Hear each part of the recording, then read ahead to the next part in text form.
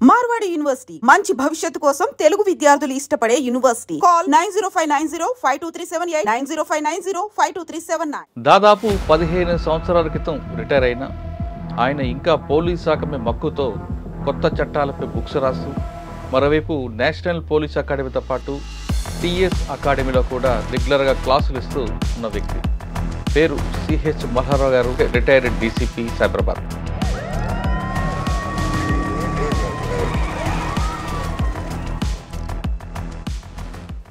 బాగా గుర్తుండిపోయిన సంఘటన గురించి లోపల పనిచేస్తూ ఉండి అతన్ని మనం మార్చుకోవడము. జూనియర్ కాలేజీలో ఇంటర్మీడియట్లో అతన్ని చదివిస్తున్నారు. సార్ ఏ విధంగా టెర్రర్ క్రియేట్ చేస్తారు? ఒక మనిషిని చంపి 1,00,000 మందిని భయపెట్టు అనే సిద్ధాంతాన్ని వాడు, లేదా ఆయన చెప్పడం వల్ల ఇంకొక వ్యక్తి ప్రాణాన్ని కాపాడని ఉంది. వెపన్ డంప్ ఉంది. ఇక డెకాయిట్ హార్డ్ వర్క్ సిన్సియర్గా చేస్తే ఈ డెకాయిటీ డిటెక్ట్ అయ్యి మిక్స్డ్ గ్యాంగ్ అవుతున్నాయి, మిక్స్డ్ ఎంఓలు అవుతున్నాయి. ఇటువంటి తరుణంలో నేరం జరిగితే ఎలా పట్టుకోవాలి? ఇప్పటికన్నా ఇప్పుడే ఈజీ పట్టుకోవడము.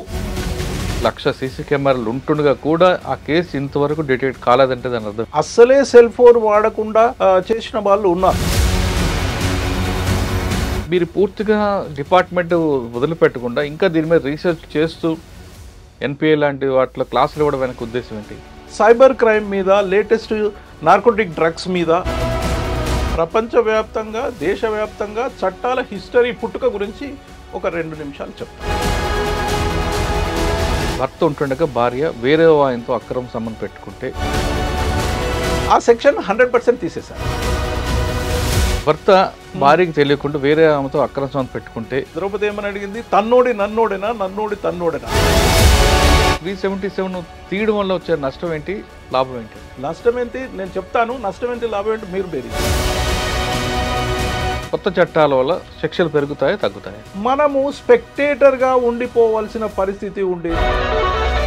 సార్ ఇప్పుడు కొన్ని కేసుల్లో ఎలక్ట్రానిక్ ఎవిడెన్స్ యూస్ఫుల్ కాదు. ఎలక్ట్రానిక్ ఎవిడెన్స్ ఎంత యూస్ఫుల్ అంటే, మీరు డిపార్ట్మెంట్కి వచ్చి బయటకు వచ్చిన తర్వాత కూడా ఇంకా మక్కువతో ఉన్నారు కాబట్టి ఈ డిపార్ట్మెంట్లోకి వచ్చే వాళ్ళకి మీరు ఇచ్చే మెసేజ్, ఈ డిపార్ట్మెంట్ ఇచ్చే వాళ్ళకి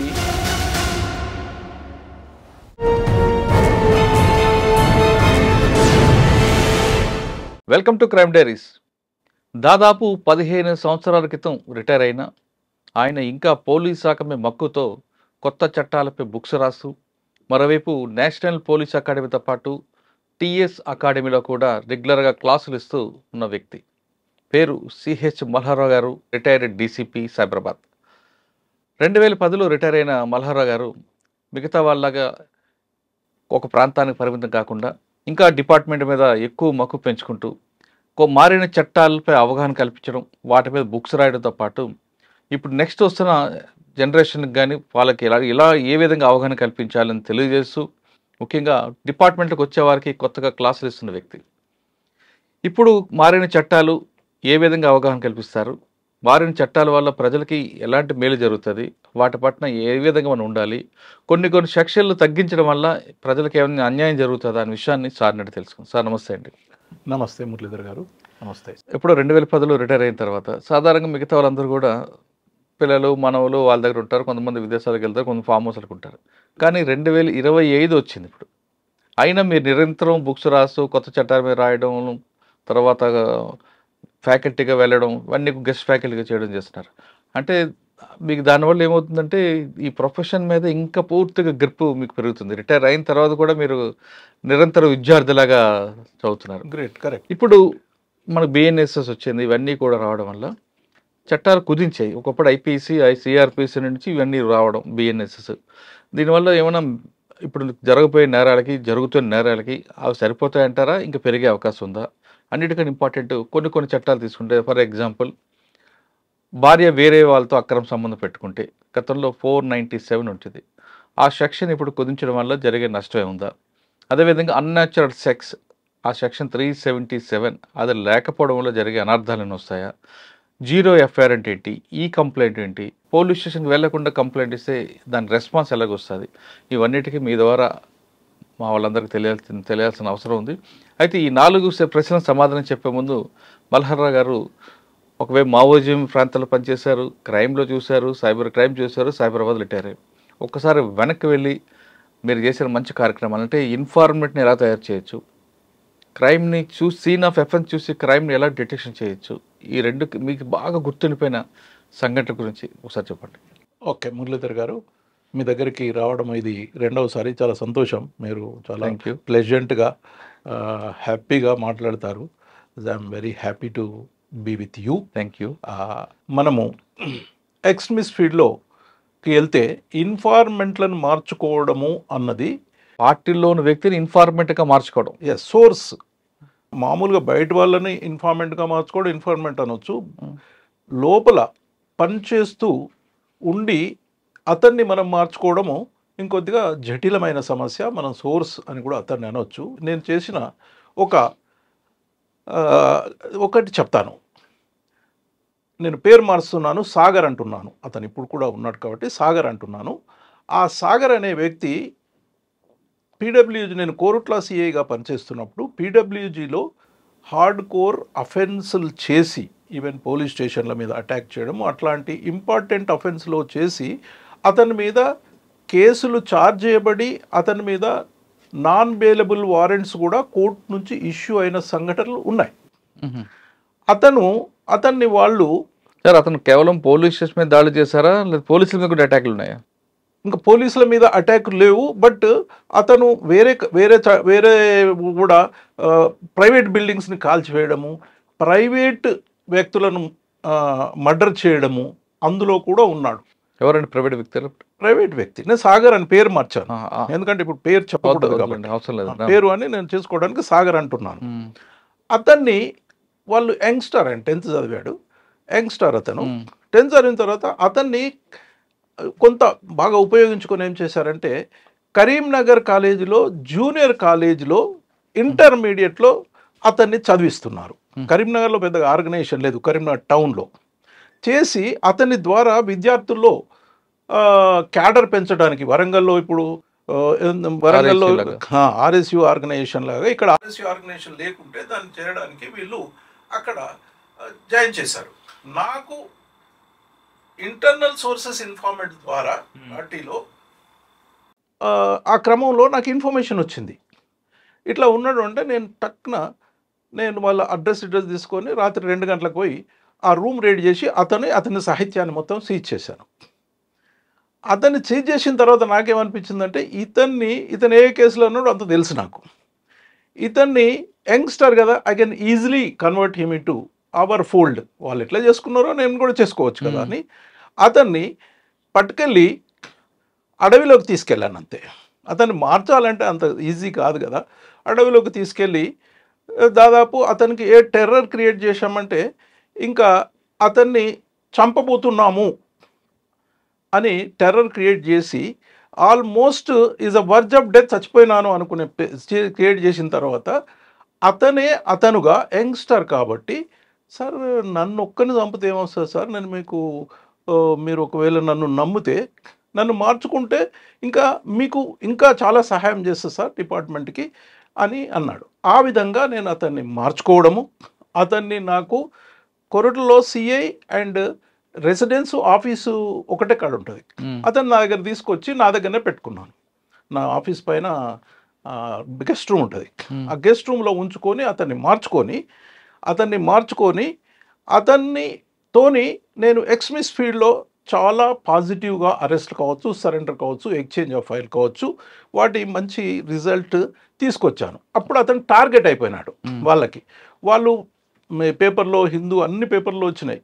అతను వదిలిపెట్టాలి సిఏ గారు, ఇది ఇల్లీగల్, అరెస్ట్ చేస్తలేడు, ఏం చేస్తలేడు, ఇల్లీగల్ అంటే నేను వదిలిపెట్టకుంటే ఏం చేశానంటే వాళ్ళ ఇంటికి వెళ్ళి వాళ్ళ ఇంటికి తాళం వేసి అతని తల్లిదండ్రులు బయటికి వెళ్ళగొట్టారు. నేను పోయిన ఇంటర్వ్యూలో కూడా చెప్పాను. తాళానికి తాళం అని మేము వాళ్ళ చుట్టుపక్కల ఉన్న కొన్ని ఇళ్లలో కూడా యూజీ క్యాడర్ ఉన్న వాళ్ళ ఇళ్ళకి మేము తాళాలేసి ఆ విధంగా తాళాలు వేస్తే వాళ్ళ తల్లిదండ్రులు బయటకు తర్వాత వాళ్ళు తాళాలు తీశారు, మేము తాళాలు తీసాము. ఈ విధంగా అతన్ని ఇంకా చేసుకున్న సమయంలో అతన్ని చంపుతాము అని అన్నారు. తండ్రిని చంపేస్తాము, నువ్వు దొరకలేదా, తండ్రిని చంపేస్తామని తిరిగారు. తల్లినే చంపరు, తండ్రిని చంపేస్తామని తిరిగితే తండ్రికి ఏం చేశామంటే మేము అక్కడ ఒక కోరుట్ల నుంచి మనకు బయటికి దుబాయ్ పంపడానికి అప్పుడు 50,000 ఇస్తే పంపేవారు. అయితే 50,000 మన గవర్నమెంట్ నుంచే ఎస్ఆర్ అమౌంట్ నుంచి అక్కడ తీసుకొని అతనికి ఇచ్చి అతన్ని కాపాడడానికి మనం ఇతనితో ఇంకా పని తీసుకోవడానికి ఇంకా అతన్ని దుబాయ్ పంపించేసాం వర్క్కి. ఆ ప్రాబ్లం సాల్వ్ చేసాం. తర్వాత ఇతను పెద్ద టార్గెట్ అయ్యాడు, ఈ will be killed at any time. నేను ఎన్నో రోజులు అతన్ని కాపాడలేను కదా, దానికి గవర్నమెంట్ పర్మిషన్ తీసుకొని అప్పుడు డీజీ గారికి ఒక పవర్ ఉండింది, ఎవరికైనా కానిస్టేబుల్ ఇవ్వచ్చని. అతనికి ప్రాణం కాపాడడానికి అతనికి కానిస్టేబుల్ ఇప్పించారు. ఇప్పుడు కరీంనగర్లో ఆ కానిస్టేబుల్ పనిచేస్తున్నాడు. మనకు నా ఎంబడి అతను ఉంటే నేను అక్కడ ఉన్నంత కాలంలో మన గన్మెన్ల కన్నా అతను బాగా కాపాడడానికి ప్రయత్నించారు. They are more tactful. Like that మనము డిపార్ట్మెంట్లో ఇన్ఫార్మెంట్లు మార్చుకుంటే అసలు మనకు ఎక్సలెంట్ వర్క్స్ వస్తాయి. డెకాయిటీ ఫీల్డ్ కావచ్చు, ఎక్స్మిస్ కాళ్ళు కావచ్చు. దిస్ అయితే నేను చెప్పొచ్చేది ఏంటంటే ఇన్ఫార్మెంట్లు మార్చుకొని అతన్ని కాపాడగలిగే శక్తి ఉంటేనే ఇన్ఫార్మెంట్గా మార్చుకోండి. లేకుంటే అతను చనిపోతే అతన్ని టార్గెట్ చేసి అతన్ని వదిలిపెట్టగలిగితే అంతకన్నా మనము సొసైటీకి ద్రోహము, అది మనిషికి ద్రోహం చేసిన వాళ్ళం అవుతాం. ఇదొకటి. సార్, ఏ విధంగా టెర్రర్ క్రియేట్ చేస్తారంటే సినిమాలో చూపించినట్లు కళ్ళకి గంతలు, కాళ్ళకి గంతలు, తాళ్ళు కట్టి పరిగెట్టమని చెప్పారా? లేదు లాస్ట్ స్టేజ్ వరకు లేదు, అతనితో మాట్లాడాం మేము అడవిలో. అతన్ని పికప్ చేసిన నుంచి నేను మాట్లాడాను అతనితో. ఏంది ఏంది అని కుతూహలం క్రియేట్ ఏంది అని మా కానిస్టేబుల్తో మాట్లాడుతుంటారు. నా టాక్టిక్స్, అన్న టాక్టిక్స్ ఎవరైనా చేయవచ్చు, నేను చేసినా చెప్తాను. అతనితో నేను మాట్లాడాను అంతే. అతని గురించి మొత్తం చరిత్ర తెలుసు, అతను చెప్పేది ఏముంది నాకు. నేను మాట్లాడాను, మా కానిస్టేబుల్ మాట్లాడుతుంటారు, అబ్బో చాలా మంచోడు కాదు, అది చేస్తాడు ఇది చేస్తాడు అది అంటే నేను అసలే మాట్లాడాను. వాళ్ళు వచ్చి మా చేతులు ఏమన్నా సార్తో సార్ అంటాడు, వెనక జిబ్బులో కూర్చుంటాడు. అంటుంటే లేదు, మాకు పైనుంచి ఇన్స్ట్రక్షన్స్ ఉన్నాయి, గవర్నమెంట్ నుంచి ఇన్స్ట్రక్షన్స్, గవర్నమెంట్ డీజీ నుంచి ఇన్స్ట్రక్షన్స్ ఉన్నాయి, స్టేట్ చీఫ్ నుంచి నిన్ను పట్టుకోమన్నారు, చంపేయమన్నారు, అంతే, నా చేతులు ఏం లేదు అని అతనుగా మారిపోయి, సార్ మార్గమే లేదంటే మార్గం ఎక్కడ లేదు, మరి నాకు అంతే ఇన్స్ట్రక్షన్స్. అతని సంపూర్ణంగా అతనుగా చనిపోతాన భయంతో ఒకవేళ అక్కడికి తీసుకుపోయినాము, అడవిలకు తీసుకుపోయినాము, కళ్ళకు గంతలు కట్టడం కానీ, ఇంకా ఏమంటే గంతలు కట్టడం కానీ, ఇంకా ఇక అయిపోయిందా రెడీయా అని అనడం కానీ, అంత తీయడం కానీ, ఒకటి ఏం చేసి కొట్టే పరిస్థితులు తీసుకొచ్చి ఒకవేళ వాడు వినకుంటే ఒకటి అతనికి తగలకుండా కొట్టడం కానీ, ఇక అప్పుడు కమ్ డౌన్ అయినాడే చెప్తున్నాను. ఇక అది ఫైర్ చేసిన తర్వాత సార్ మీరు ఎట్లా అంటే అట్లా నన్ను బతికించండి సార్, నేను నీకు పని చేస్తాను. That is sir. ఆ విధంగా మీరు లొంగుబాటు చేసుకున్నారు, అది తప్పు కదా? లొంగుబాటు చేసుకున్నాం తప్పు అంటే, ఒక ప్రపంచవ్యాప్తంగా ఎక్స్ట్రీమిజం అని ఉన్నది కదా, ప్రపంచ టెర్రరిజం ఎక్స్ట్రీమిజం సేమ్. ఒక మనిషిని చంపి 1,00,000 మందిని భయపెట్టు అనే సిద్ధాంతాన్ని వాడు చేసిన తర్వాత, అయితే నువ్వు అసలు మన న్యాయ వ్యవస్థ దేని మీద ఆధారపడి ఉందండి? సాక్ష్యం మీద ఆధారపడి ఉంది. సాక్షులను ఒక్కరు కూడా చెప్పకుండా చేసి అన్ని కేసులు అక్విట్ చేసే పరిస్థితి వచ్చినప్పుడు అన్ని కేసులు అక్విట్ అవుతాయి. ఈ చట్టాన్ని వాళ్ళు ఇదే చట్టాన్ని ఉండకుండా వీళ్ళకు చెప్పకుంటే, వీళ్ళు ఓపెన్గా చేసినా కానీ ఏం కాదు, చెప్పకుంటే ఏం కాదు అనే వ్యవస్థ నాశనం చేశారు. మరి ఇలాంటి కొన్ని మీరు అన్నట్టు చట్ట ప్రకారం తప్పే. But if you go by terrorist విషయంలో, నక్సలైట్ల విషయంలో, if you go by only లా, వాళ్ళు చంపితే కేసు పెట్టండి, సాక్షులు చెప్పరు, అన్నీ అక్విట్ అయిపోతుంటాయి. ఇంకా ఆ పరిస్థితుల లోపల మరి గవర్నమెంట్ను తుపాకీ గొట్టం ద్వారా రాజ్యాధికారం వస్తుంది, ballot should be replaced by the bullet అంటే హ్యాండ్ ఓవర్ చేద్దామా? అంటే మీరు ఆయన తీసుకున్నప్పుడు మీ ఐడియాలజీలతో ఆయనతో మాట్లాడి ఆయనలో పరివర్తన తీసుకొచ్చే అవకాశం ఉంది కదా, కేవలం బుల్లెట్ తోనే భయపెట్టడం కాకుండా. పరివర్తన తీసుకురావడం అంటే 5 ఏళ్ళు వాళ్ళు అతన్ని అది చేసి వీళ్ళు దొంగలు అనే విషయాన్ని వాళ్ళు చేసిన తర్వాత, నాకు అరెస్ట్ చేసిన తర్వాత 24 అవర్సే టైం ఉందండి నాకు కోర్టులో ప్రొడ్యూస్ చేయాలి. 24 అవర్స్లో కోర్టులు ప్రొడ్యూస్ చేస్తే అతను జైలుకు పంపితే జైల్లో రిసెప్షన్ కమిటీ ఉంటుంది తెలుసు కదా మీకు, తీసుకొని నక్సలైట్ ఇది అంటే వాళ్ళు అక్కడ బ్రెయిన్ వాష్ చేసేస్తారు. ఏం కాదు పోలీసు వాళ్ళతో ఏం చేయరండి. నీకు పోలీస్ రిమాండ్ మేము అడిగినా, పోలీస్ కస్టడీ అడిగినా ఇప్పుడున్న దాని ప్రకారము 5 రోజులు 3 రోజులు ఇస్తారు. 5 ఏళ్ళు చేసింది 3 ఏళ్లలో ఎంత హయ్యెస్ట్ సైకాలజిస్ట్ అయినా ఇది చేయలేని పని. అందుకని ప్రపంచవ్యాప్తంగా టెర్రరిజంను అణచడానికి, నక్సలిజంను అణచడానికి ఎక్స్చేంజ్ ఆఫ్ ఫైర్ అనేది వాడడం జరుగుతుంది. ఎందుకంటే ఇంకా వేరే మార్గం లేకనే జరుగుతుంది. అంటే ఎక్స్చేంజ్ ఆఫ్ ఫైర్ అనొచ్చా లేదా బంపింగ్ ఎన్కౌంటర్ అన్నదా?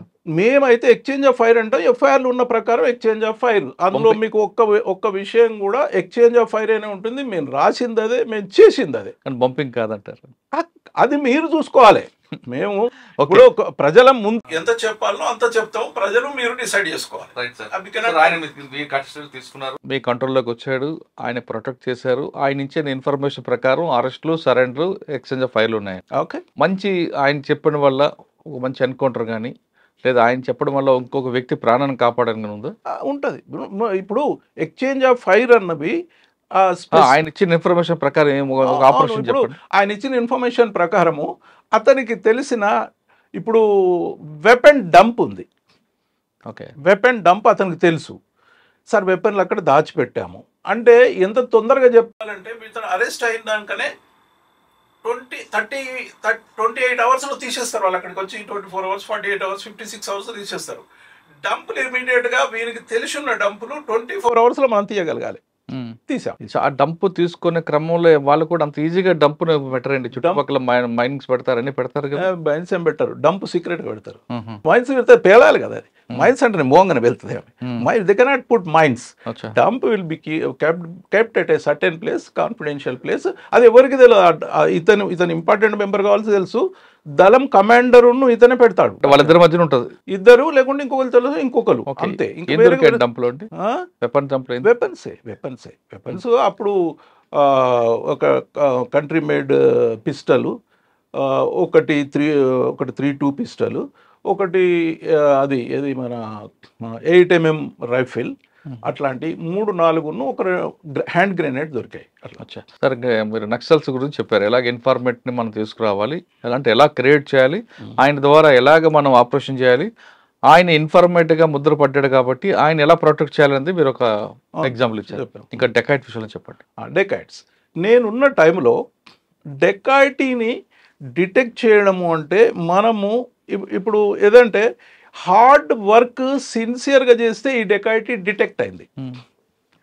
హార్డ్ వర్క్ సిన్సియారిటీగా చేస్తే డెకాయిటీ అయింది. ఇలా చేస్తే ఏ డెకాయిటీనైనా డిటెక్ట్ చేయొచ్చు అనే ఒక ఆదర్శవంతమైన కేసు తీసుకుంటున్నాను నేను.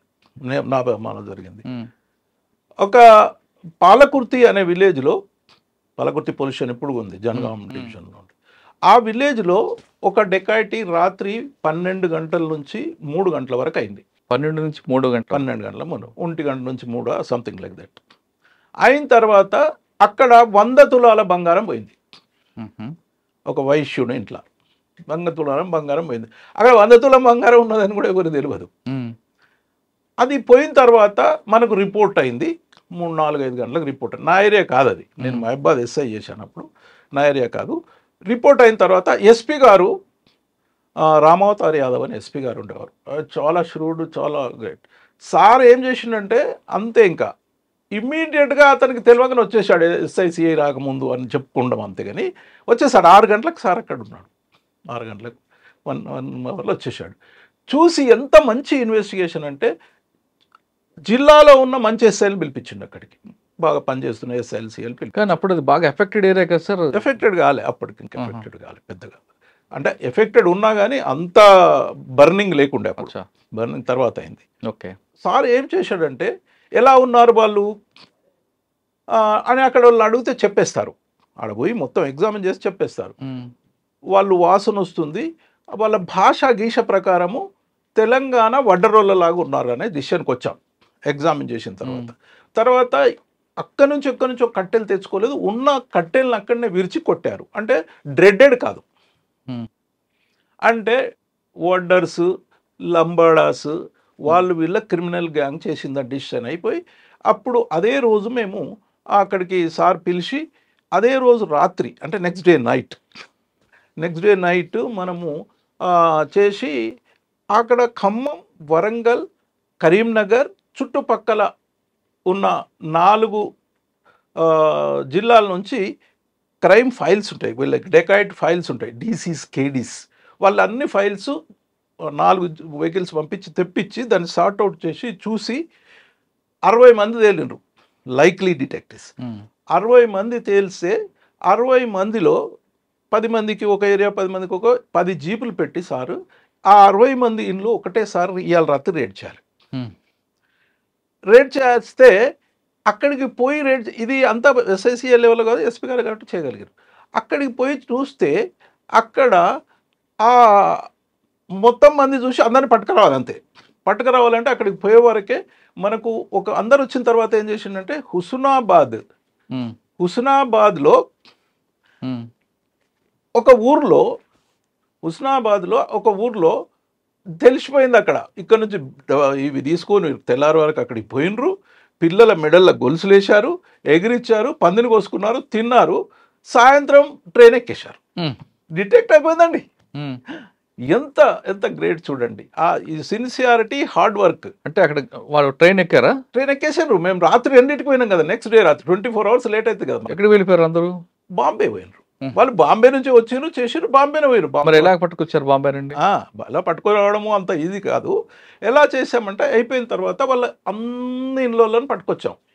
20 మందిలో సస్పెక్ట్ ఒక 20 మంది పట్టుకొచ్చి హనుమకొండ పోలీస్ స్టేషన్లో వేసి, మేము బాంబే వాళ్ళంటే పాస్పోర్ట్ కావాలి, డీజీ పర్మిషన్ కావాలి, ఒక 4 ఎస్ఐలు, ఒక సిఐ, అలా నేను ఒక ఎస్ఐ చేసిన తర్వాత వాళ్ళందరినీ అక్కడ పెట్టినాం కదా. మేము అనుకుంటే ఎవరో అందరు ఉన్నారు కాబట్టి సార్లు బాంబే వస్తున్నారు అని వాళ్ళకి తెలిసింది. ఆ చిట్టాలు పట్టుకొచ్చాం కదా మేము. వచ్చిన తర్వాత మేము చదువుకొని పాస్పోర్ట్ తీసుకొని కొన్ని డబ్బులు సర్చ్ చేసుకొని మేము తెల్లారి సాయంత్రం మళ్ళీ నెక్స్ట్ డే సాయంత్రం మేము మళ్ళీ ట్రైన్ ఎక్కాలి కదా. అప్పుడు ట్రైన్ ఎక్కి మేము ఆడబోయి ఎస్పీ గారు అక్కడ ఫోన్ చేసి డొంబిబిలి అనే ఏరియాలో గుడిసెల్లో వీళ్ళు ఉన్నారు, వీళ్ళు తల్లిదండ్రులు తీసుకుపోయినాం, వీళ్ళ తల్లిదండ్రులు లీడ్ చేయడానికి. అక్కడ ఎస్పీ కమిషనర్ పర్మిషన్ తీసుకొని చేసి అక్కడికి పోతే అక్కడ మేము ఇంకో 3-4 రోజులు అయింది. ఇక్కడ నుంచి వీళ్ళు ఫోన్ చేశారు, మేము పోయి తెలుస్తుంది కదా వాళ్ళకు. ఇక్కడ నుంచి అక్కడికి ఫోన్ చేశారు వాళ్ళు, ల్యాండ్ లైన్ చేస్తే అక్కడ మేము ఆ డొంబివిల్లో అక్కడ రేడ్ చేసే వరకు ఏమైందంటే అక్కడి నుంచి వాళ్ళు అందరూ అక్కడ కూడా వాళ్ళ భార్య పిల్లల మెడల్లో గొలుసులేసి వేసుకొని మస్తు తాగి చేసి ఈ ఫోన్ వచ్చింది మేము వెళ్ళిపోతున్నాం అని అది కాల్ చేసిండ్రు.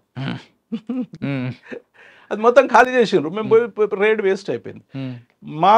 మేము అక్కడి నుంచి మేము అక్కడ ఏం వేసినాం అంటే వాళ్ళు అక్కడ చెప్పింది ఏంటంటే పెద్దగా దొరికింది సార్ 100 తులాలు, చాలా రోజులు చేస్తున్నారు వాళ్ళు దుబాయ్ పోవడానికి ప్రయత్నం చేస్తున్నారు. మేము ఇన్ఫార్మెంట్ తండ్రిని ఎట్లా దుబాయ్ పంపినాము, వాళ్ళు మంచి డెకాయిట్ అయింది, దుబాయ్ పోతారు. అలా A1 A2 వాళ్ళు దుబాయ్ పోవడానికి ప్రయత్నం చేశారు. ప్రయత్నం చేస్తుంటే ఇక మేమేం చేసామంటే అప్పుడు ఇంట్రెస్ట్ ఉండాలి, సిన్సియారిటీ ఉండాలి, చేయాలనే తపన ఉండాలండి. అరే ఇది ఏంది ఉద్యోగం, ఆఫ్టర్ ఆల్ డెకాయిట్ని పట్టుకోలేమా మనం ఇంత స్ట్రెండ్, వీళ్ళని పట్టుకోకుంటే మనం ఎందుకు అనే ఒక తపన ఉంటే మేము ఏం చేసినామంటే అప్పటిదప్పుడు విచారించడం. కరీంనగర్ నుంచి వచ్చారు వీళ్ళు, కరీంనగర్ నుంచి దుబాయ్ పంపడానికి ఎంతమంది బ్రోకర్స్ ఉన్నారు ఇక్కడికి అడిగి లిస్ట్ అవుట్ చేసి బ్రోకర్స్ ఇల్లు రేడ్ చేసి దుబాయ్కి పంపడానికి రేడ్ చేసి మొత్తం నలుగురు చూసుకొని నలుగురు దగ్గర 50 పాస్పోర్ట్లు ఉంటాయి. 50, 60, 30, 20 అట్లా 200 పాస్పోర్ట్ తీసుకొని ఆ నలుగురిని తీసుకొని లోపడేసినాం అక్కడ బాంబేలో లోపడేసేసి చేస్తే అంత వాళ్ళు పోలీస్ స్టేషన్లో తీసుకోరు, గెస్ట్ హౌస్ ఇచ్చారు, గెస్ట్ హౌస్ వేసుకొని చెప్పినాం మాకు వీళ్ళిద్దరు కావాలి. 5-6 పాల్గొన్నారు కానీ వాళ్ళ ఇద్దరే పోతున్నారు, వీళ్ళిద్దరు కావాలి, మీరు 200 పాస్పోర్ట్లు మాగానే ఉంటాయి, వాళ్ళిద్దరిని మాకు పట్టిస్తే ఇస్తాం, లేకుంటే మీ మీద అన్ని కేసులు పెట్టి అరెస్ట్ చేసి అక్కడ రిమాండ్ చేస్తాం, ఎందుకంటే అక్కల్లోనే మోసం చేశారు కదా అంటే వాళ్ళు భయపడ్డారు. ఆ ఇద్దరిని బట్టి అండి మీ దందా మీరు చేసుకోండి. ఆ ఇద్దరిని పట్టేయడానికి మీరు ఇక్కడ వాళ్ళు మొత్తం మాకు వాళ్ళే ప్లాన్ చెప్పారు. మీరు ఇక్కడ ఉంటే మొత్తం ఇన్ఫర్మేషన్ పోతాను సార్, మీరు 15 రోజులున్నా దొరకరు, మళ్ళీ మా దగ్గరికి రారు, మీరు వెళ్ళిపోండి. మేము వాళ్ళకి ఫోన్ నెంబర్లు ఇచ్చి వాళ్ళతోని కాంటాక్ట్లు ఉండి వాళ్ళని కాన్ఫిడెన్స్ తీసుకొని వాళ్ళకి చెప్పాము, మీకు దుబాయ్కి పాస్పోర్ట్ వచ్చింది, వీసా వచ్చింది, మీకు మెడికల్ కోసం డాక్టర్ దగ్గరికి పోవాలి అని వాళ్ళను ఇద్దరిని సింగిల్గా మెడికల్ కోసము డాక్టర్ మేము మొత్తం ప్లాన్ ఇచ్చాం. ఇది నేను ఒక నిమిషంలో అయ్యేది కాదు, ఇది నెల రోజులు ప్లాన్ ఇచ్చి వాళ్ళని మెడికల్కు తీసుకుపోయే క్రమంలో మళ్ళీ పోయినాం మేము, మళ్ళీ ప్లాన్ ఇచ్చాము. ఈ మీ ఇల్లు ఎక్కడున్నది, వాడు ఎక్కడుంటాడు, వాళ్ళు ఎక్కడుంటాడు, ఈ హోటల్లో మేము వచ్చి పట్టుకుంటాము, మీరు తీసుకుపోయి అక్కడ టిఫిన్కి తీసుకుపోయి అంటే ఆ ప్లాన్ వేస్తే వాళ్ళు కరెక్ట్గా ఆ బాంబే అది మెడికల్ కోసం అని తీసుకొచ్చి అక్కడ తీసుకొచ్చి వాళ్ళిద్దరిని మాకు పట్టించారు. మేము 2 ఎస్ఐలను 4 కానిస్టేబుల్ పోయినాం, 6 పోయినాం, పట్టుకున్నాము. వాళ్ళ ఇళ్ళలో చెక్ చేస్తే బంగారం దొరికింది, అప్పటికి అమ్ముకున్నారు. ఓ 60% అట్లా రికవరీ అయింది. సిన్సియారిటీ అంటుంటే డిటెక్ట్ కానీ కేసు ఉండదండి, అది జస్ట్. సార్ అప్పట్లో ఒక క్రైమ్ జరిగిందంటే పలానా గ్యాంగ్ అనేది ఆ సీన్ చూసేవారు చెప్పేవారు. మీరు చెప్తుంది భాష ప్రకారం అవ్వచ్చు, అది ఎంట్రీ అవ్వచ్చు, ఎగ్జిట్ అవ్వచ్చు, దాని ప్రకారం. కానీ ఇప్పుడున్న పరిస్థితుల్లో మిక్స్డ్ గ్యాంగ్ అవుతుంది, ఎవరు పడితే వాళ్ళు చేస్తున్నారు. మరి ఈ క్రమంలో ఇలా మన ఇంటి అసలు ఇప్పుడే ఈజీ అండి, ఫోన్స్ యూజ్ చేస్తున్నారు. You can maintain. అప్పుడు మేము 50 ఫైళ్ళు 100 ఫైళ్ళు, ఇప్పుడు 1000 ఫైళ్ళు మెయింటైన్ చేయొచ్చు. ఒక జస్ట్ ఫింగర్ టిప్ మీద 100 మంది 1000 మంది ఏ ఎంఓ కొడితే ఆ ఎంఓ ఇండియాలో చేసిన వాళ్ళు, ఇక్కడ చేసిన వాళ్ళు, అక్కడ చేసిన వాళ్ళు మొత్తం వస్తాయండి. సార్ మీరు చెప్తున్నట్లుగా వరంగల్లో జరిగిన ఇష్యూలో డెకైట్ ఎవరు చేశారో ఎంట్రీ ఎగ్జిట్ బట్టి, లేదంటే వాళ్ళు మాట్లాడే భాష బట్టి, వాళ్ళు వాడిన ఆయుధాలు బట్టి పలానా గ్యాంగ్ అని అప్పట్లో ఉండేది. అంటే పర్టికులర్ కొన్ని కమ్యూనిటీలు అప్పుడు చేసేవి కాబట్టి. కానీ ఇప్పుడు ఉన్న పరిస్థితుల్లో ఏ కమ్యూనిటీనే చేస్తుంది, ఒక ఎంఓ కదా, అన్ని ఎంఓలు మిక్స్డ్ గ్యాంగ్ అవుతున్నాయి, మిక్స్డ్ ఎంఓలు అవుతున్నాయి. ఇటువంటి తరంలో నేరం జరిగితే ఎలా పట్టుకోవాలి? నేను అప్పటికన్నా ఇప్పుడే ఈజీ పట్టుకోవడము అని అనుకుంటున్నాను. ఎందుకంటే అప్పుడు లిమిటెడ్ రిసోర్సెస్లో ఓన్లీ మనము రికార్డు మీద ఆధారపడి బిల్టప్ చేసింది. అప్పుడు 100-150 ఎంఓలు ఉంటే ఇప్పుడు 500 ఎంఓస్ కూడా డిటెక్ట్ చేసి every MO is recorded from police station to national crime record bureau level. తర్వాత ఇప్పుడు మీరు ఒక క్లిక్ మీద ఏ ఎంఓలో ఎంతమంది ఇండియాలో ఉన్నారు అని పాత దాని ప్రకారము చేయడము, లిస్టు దొరకడము, వాళ్ళ కొరకు పరిగెత్తడానికి బేసికల్లీ 99% కేసుల్లో మీకు సెల్ ఫోన్లు వాడుతున్నారు. టవర్ లొకేషన్ ద్వారా, సెల్ ఫోన్ ద్వారా మీరు అసలు మోస్ట్ ఆఫ్ ది కేసెస్ ఇప్పుడే ఎక్కువగా డిటెక్ట్ అవుతున్నాయని నా ఉద్దేశం. ఓకే, కానీ ఇటీవల జరిగిన కొన్ని సంఘటనల్లో జైరాబాద్లో కాల్పులు అవ్వచ్చు, హైదరాబాద్లో కాల్పులు అవ్వచ్చు, మనకి మీరు అన్నట్లుగా టవర్లు ఉన్నాయి, 1,00,000 సీసీ కెమెరాలు ఉంటుండగా కూడా ఆ కేసు ఇంతవరకు డిటెక్ట్ కాలేదంటే దాని అర్థం ఉండవచ్చు. ఇప్పుడు అప్పటికన్నా అప్పుడు అన్డిటెక్టెడ్ పోయిన వాటికన్నా ఇప్పుడు అన్డిటెక్ట్ పోయిన తక్కువగానే ఉన్నాయని మన రికార్డ్స్ కూడా చెప్పొచ్చు. మీరు ఏదైనా డిటెక్ట్ అయితే టక్కున డిటెక్ట్ అయిపోతుంది. ఇంత టెక్నాలజీ ఉంటుండగా కూడా ఎస్కేప్ అయ్యే వాళ్ళు ఉన్నారు కదా. ఉన్నారు. ఇప్పుడు అస్సలే సెల్ ఫోన్ వాడకుండా చేసిన వాళ్ళు ఉన్నారు. సెల్ ఫోను, టవర్ లైను అతను అఫెన్స్ చేస్తున్నప్పుడు దొరకకుండా చేసే వాళ్ళు ఉన్నారు. బట్ టెక్నాలజీ వల్ల ఒక్కొక్క ఫోన్ వాడినా కూడా మనము శంషాబాద్లో ఒక గోల్డ్ దాంట్లో కొరియర్ అక్కడ నుంచి ఫ్లైట్లో వస్తే దాంట్లో ఒక్కొక్క ఫోన్ కాల్కి ఒక్కొక్క సిమ్ వాడాడు. తెచ్చుకుంటే 20 సిమ్లు తెచ్చుకున్నాడు. అయినా డిటెక్ట్ అయింది. బట్ మీరు అన్నట్టు అతను అసలే వాడకుండా అంత చేస్తే సెల్ ఫోన్ వాడకపోయినా సార్ సీసీ కెమెరాలు ఎక్కడో దగ్గర క్యాప్చర్ అవ్వాలి. 1,00,000 కెమెరాలో కూడా మిస్ అయ్యాడంటే అంటే ఈ 1,00,000 కెమెరాలు అంటే అన్ని కెమెరాలు అంత పర్ఫెక్ట్గా పనిచేస్తాయని మనం చెప్పలేం కదా. మెయింటెనెన్స్ కావచ్చు, ఇంకా ఎన్నో కారణాలు ఉండవచ్చు. సరే సార్, టెక్నాలజీ పక్కన పెడదాం. ఓకే, మీరు రిటైర్ అయిన తర్వాత మీరు పూర్తిగా డిపార్ట్మెంట్ వదిలిపెట్టకుండా ఇంకా దీని మీద రీసెర్చ్ చేస్తూ ఎన్పిఏ లాంటి వాటిలో క్లాసులు ఇవ్వడం వెనక ఉద్దేశం ఏంటి? ఆ బుక్స్ రాయడం వెనక కారణం ఏంటి? ఎస్, నేను I wanted to be happy, healthy and good in all aspects. అందుకనే నేను 1998లో డిఎస్పీగానే నేను కంప్యూటర్ కొనుక్కున్నాను. కంప్యూటర్ కొనుక్కొని దాని మీద ప్యాషన్ పెంచుకున్నాను. ఇంటర్నెట్ కానీ, లేటెస్ట్ చాట్ జీపీటీ కానీ, జెమినై కానీ, I can do everything everything కాకున్నా కానీ నేను అడ్వాన్స్ స్టేజ్లో ఉన్నాను. అవన్నీ చేయడం వల్లనే నేను సైబర్ క్రైమ్ మీద, లేటెస్ట్ నార్కోటిక్ డ్రగ్స్ మీద, ఇవన్నిటి మీద కూడా నేను బుక్స్ రాయగలిగాను. అంటే కేవలం I'm well equipped with the latest technology. ఇది ఎందుకు చేశాను, అప్పుడు ఈ ఉద్దేశంతో చేయలేదు కానీ లేటెస్ట్ ఉండాలని చేశాను. ఇప్పుడు నాకు ఎంత ఉపయోగపడుతుందంటే అది, నేను 72 ఇయర్స్కి ఇంత హెల్దీగా ఉండి ఇంత యాక్టివ్గా ఉండడానికి కారణము I'm fully involved in this activity which is passion to me. And one thing I will get satisfaction that I'm sharing my precious experience with the youngsters. నేను యంగ్స్టర్స్కి ఇప్పుడు ట్రైనింగ్లో ఐపీఎస్ వాళ్ళకి కానీ చెప్తా. ఏం చెప్తా అంటే, నేను మీతో షేర్ చేసుకోవడం నాకు స్వార్థం ఉంది. ఎందుకంటే నేను 20 నుంచి 30 ఇయర్స్ మధ్యన ఏజ్తోని నేను మీకు చెప్పడం వల్ల, మీతో ఇంటరాక్ట్ కావడం వల్ల 20-30 సంవత్సరాలతో నేను 70+ ఉన్నవాడిని ఇంటరాక్ట్ కావడం వల్ల నా స్వార్థం ఏమందంటే, మీ యవ్వనాన్ని దొంగిలించి నేను యవ్వనంగా ఉన్నాను అని చెప్తాను. That is my secret, that is my passion. I will be continuing this for ever. Okay, సరే, ఇంకా మనం కొత్త చట్టాల మీద అవగాహన కల్పించాలి. అంటే చట్టం తీసుకురావడం వేరు, మార్పులు తీసుకురావడం వేరు, కానీ ప్రజలకి అవగాహన కల్పిస్తున్న బెనిఫిట్స్ వేరేగా ఉంటాయి. ఓకే, ఇప్పుడు కొత్త చట్టాల మీద అవగాహన. ఒకప్పుడు ఐపీఎస్, మన సిఆర్పిస్ పక్కన పెడితే ఫస్ట్ క్వశ్చన్ తీసుకుంటే అది 0 FIR. రైట్. దానికన్నా ముందు చట్టాల గురించి అవగాహన కల్పించాలి కదా ప్రజలకి. ప్రపంచవ్యాప్తంగా, దేశవ్యాప్తంగా చట్టాల హిస్టరీ, పుట్టుక గురించి ఒక 2 నిమిషాలు చెప్తాను. మానవాళి పుట్టిన నుండి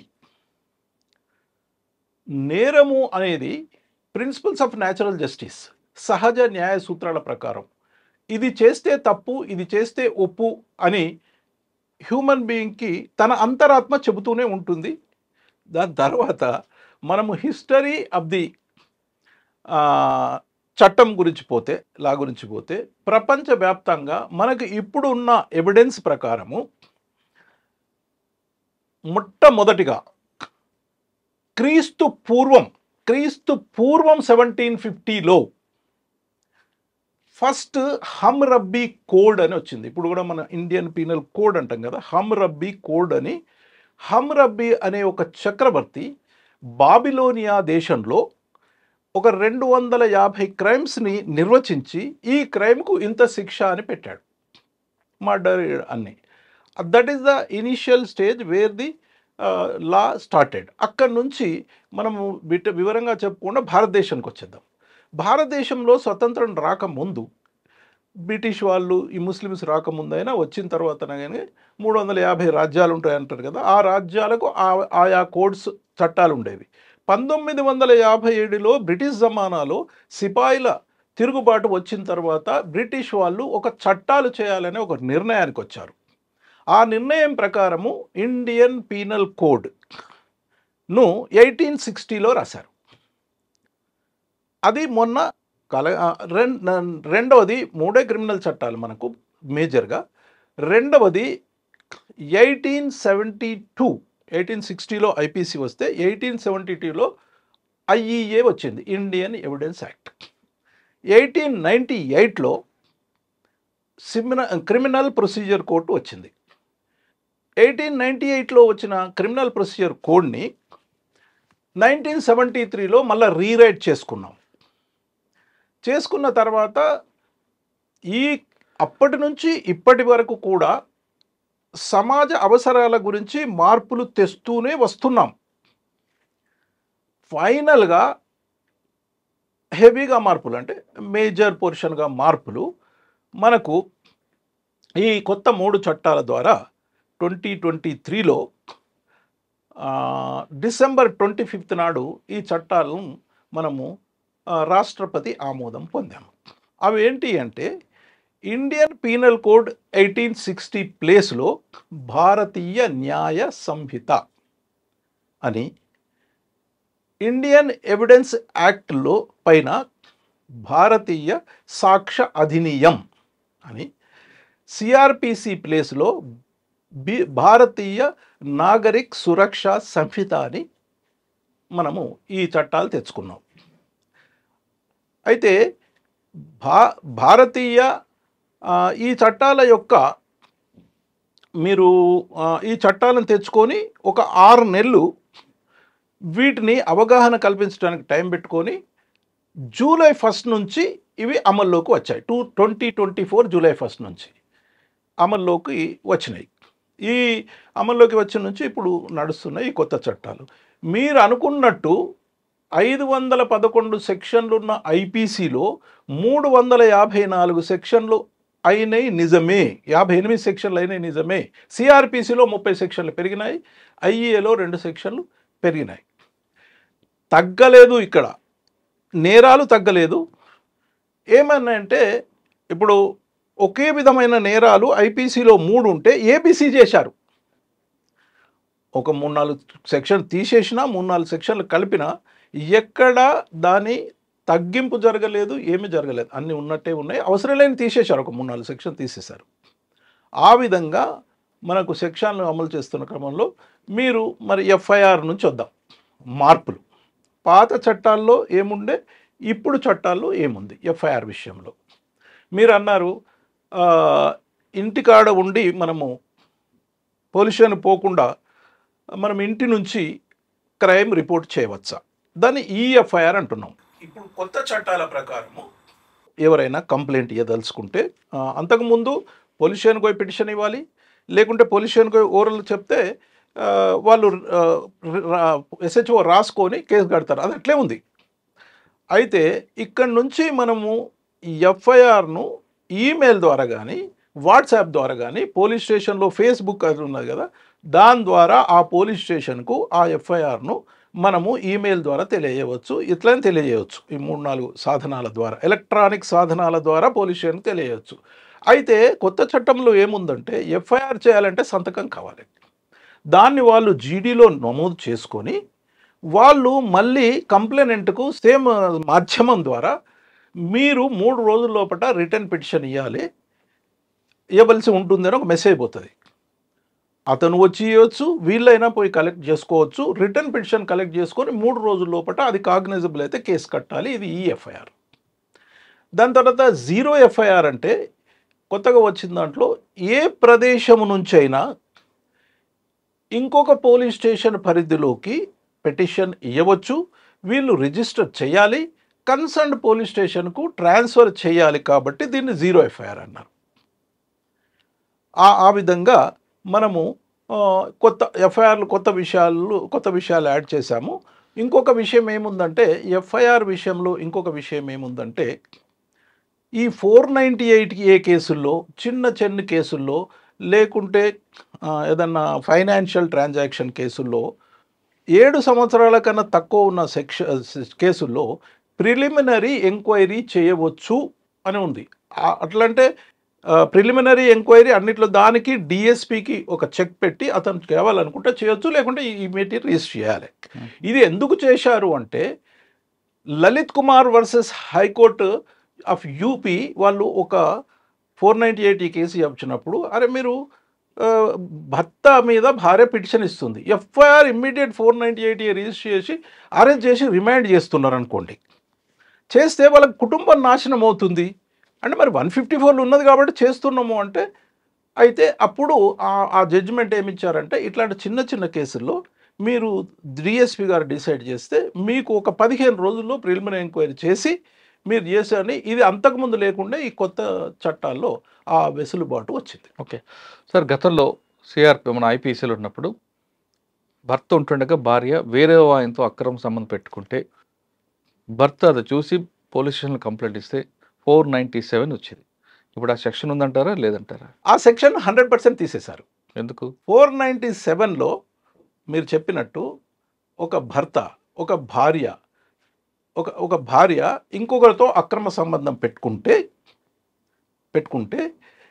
అది భర్త పిటిషన్ ఇవ్వచ్చు. ఇది 497. అదే ఎప్పటి నుంచో స్త్రీ సంఘాలు కొట్లాడుతున్నాయి, లేకుంటే సుప్రీంకోర్టు చేస్తుంది. కాన్స్టిట్యూషన్ ప్రకారము మగవాళ్ళకి ఆడవాళ్లకు సమాన హక్కులు ఉన్నాయని మురళీధర్ గారు ఉంది కదా. ఉన్నప్పుడు భర్త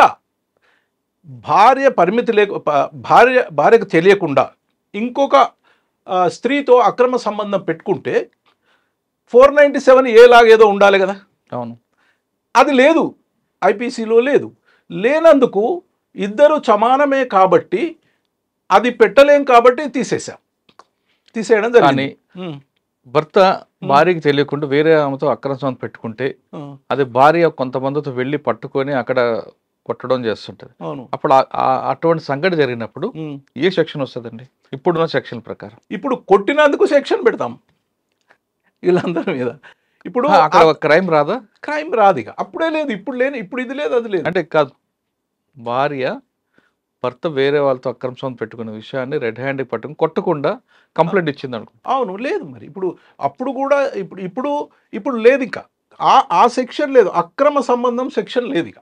అంటే 497 లేదు ఇప్పుడు. 497 100% తీసేశారండి, there is no doubt about it. అంటే భర్త భార్య ఎవరు అక్రమ సంబంధం పెట్టుకుని కేసులు లేవు. అసలు చట్టంలో మేజర్ స్త్రీ మేజర్ పురుషుడు ఒక ఇంటర్ కోర్స్ చేస్తే దెర్ ఇస్ నో సెక్షన్. మొదటి నుంచి లేదు, ఐపీసీలో అప్పుడు లేదు, ఇప్పుడు లేదు. అదే మ్యారీడ్కి ఒక 497 ఉండే, అది స్త్రీల మీదనే ఉండే. ఈ స్త్రీయే అక్రమ సంబంధం పెట్టుకుంటే అప్పుడున్న 497లో కూడా స్త్రీ మీద కేసు లేదు. అదేందో మరి ఇప్పుడు అది లేదు. స్త్రీ మీద కేసు అప్పుడు లేదు, పురుషుని మీదనే కేసు. ఇప్పుడు అది లేదు, ఇది లేదు, తీసేసారు. ఇది ఇప్పుడు మనం చూసుకుంటే మీరు పెళ్లి చేసుకుంటే భార్య ఏమన్నా మీకు ఆస్త్యా భారత కాలం నుంచి వస్తుంది. అది ద్రౌపది అడిగింది, ద్రౌపది ఏమని అడిగింది, తన్నోడి నన్నోడేనా, నన్నోడి తన్నోడేనా ప్రాపర్టీ నేను నన్ను పెట్టడానికి, అప్పటి నుంచి వస్తున్నా. సరే, ఒకవేళ భర్త భార్య ఉంటుండగా భర్త రెండో పెళ్లి చేసుకున్నాడు అనుకోండి, రెండో పెళ్లి సెకండ్ బైగమి కింద వస్తాయి. ఇప్పుడు ఉందా? బైగమి పెళ్లి చేసుకుంటే బైగం సెక్షన్ ఉంది, కానీ అక్రమ సంబంధం పెట్టుకుంటే కేసు లేదు. పెళ్లి చేసుకుంటాం, రెడ్ హ్యాండ్ పట్టుకుంటున్నారు కదా. ఇప్పుడు పట్టుకుంటే ఏంటంటే అఫెన్స్ లేనప్పుడు పట్టుకుంటే ఇప్పుడు అఫెన్స్ ఉంది, అఫెన్స్ లేదు. నేను నా తండ్రి ఇంటికి వచ్చి నాకు ఆస్తి అని నేను దొంగిలించుకొని పోయినా, అది నాకు రావాల్సింది. అట్లా వచ్చి కేసు వస్తే కొడుకు మీద తండ్రి కేసు పెడతాడా? అది నాదే నీదే కాబట్టి పెట్టాం. అట్లా ఎగ్జామ్షన్స్ ఉంటాయి కదా. సార్, ఇప్పుడు అన్యాచురల్ సెక్స్ గతంలో 377 ఉండేది, ఇప్పుడు 377 తీయడం వల్ల వచ్చే నష్టం ఏంటి, లాభం ఏంటి? నష్టం ఏంటి నేను చెప్తాను, నష్టం ఏంటి లాభం ఏంటి మీరు బేరీ చేసుకోండి. 377 అన్నది అన్యాచురల్ సెక్స్, అసహజ సంభోగం అనుకోండి, సంభోగం అనుకోండి, అసహజ క్రియ. ఓకే, దీంట్లో మనిషికి కాకపోయినా మనుషులు జంతువులు అసహజం అంటే అసహజం. అవును. ఇప్పుడు పర్మిషన్ ఇయ్యకున్నా కానీ ఇప్పుడు ఏం చేశారంటే స్త్రీలు పురుషులు కలిసి ఉంటున్నారు కదా, అసహజ క్రియలు చేసుకుంటున్నారు కదా. సేమ్ సెక్స్ మ్యారేజ్ గురించి వచ్చింది కదా. సేమ్ సెక్స్ మ్యారేజ్ వేరే దేశాల్లో అలౌడ్, ఇక్కడ మన భారతదేశంలో దీని మీద ఎన్నో చర్చలు జరిగినాయి, సుప్రీంకోర్టులో కేసులు వచ్చినాయి. But we are not allowing same sex marriages. But same sex offence అంటే సుప్రీంకోర్టు కూడా అన్ని కూడా సేమ్ సెక్స్ ఏం అఫెన్స్ అతనికి లేదా, అతనికి అధికారం లేదా? ఇప్పుడు is having right as per the constitution. పురుషునితో పెట్టుకుంటే సంబంధం, స్త్రీతో పెట్టుకుంటే నీదేం పోయింది? అంటే అక్కడ ఇద్దరు ఇష్టపడి చేసుకుంటే అన్యాచురల్ సెక్స్ లేదంట, లేదు. కానీ అక్కడ బలవంతంగా చేశాడు అనుకుంటా. రేపే ఉంది కదా, ఏదన్నా పెట్టుకోవచ్చు. అవే కాదు మెయిల్ అండ్ మెయిల్ అన్యాచురల్ చేసినప్పుడు ఆమె ఒకవేళ పిటిషన్ ఇచ్చింది అనుకోండి, నన్ను అనవసరంగా తీసుకుపోయినాడు, కిడ్నాపింగ్ పెట్టొచ్చు, ఏదైనా పెట్టొచ్చు, దట్ ఈస్ డిఫరెంట్. మీరు సేమ్ సెక్స్ ఇట్లాంటి కన్సెంట్ సెక్సే లేదని, అది మీకు భయపెట్టిందని పెట్టొచ్చు, ఏదైనా పెట్టొచ్చు కదా. ఓకే. ఇంకొకటి, కొత్త చట్టాల వల్ల శిక్షలు పెరుగుతాయా తగ్గుతాయా? పెరుగుతాయా తగ్గుతాయా అని లేదు. నేను చెప్పాను కదా, ఇండియన్ పీనల్ కోడ్లో 511 358 అయినాయి, సిఆర్పిసిలో 484కు 528 ఏదో అయినాయి, 30-40 సెక్షన్లు పెరిగినాయి. ఐఏలో 2 పెరిగినాయి అంతే. ఈ తగ్గడం అన్నది ఎందుకు జరిగింది అంటే, ఇంకా డీటెయిల్గా చెప్పాలంటే, ఇండియన్ పీనల్ కోడ్లో ఒక స్టార్టింగ్లో ఒక 50 డెఫినేషన్ సెక్షన్స్ ఉంటాయండి, 50 ఉంటాయి. ఇది కోర్ట్ అంటే ఏంది, మ్యాన్ అంటే ఏంది, ఇదని ఆ డెఫినేషన్స్ ఉంటాయి. ఆ 50 డెఫినేషన్స్ 50 సపరేట్ సెక్షన్లు ఇచ్చారు వాళ్ళు అప్పుడు ఐపీసీలో. ఆ 50 సెక్షన్లు ఇప్పుడు ఏబీసీలు చేశారు అంతే, సడన్గా 50 తగ్గిపోయినాయి. ఓకే.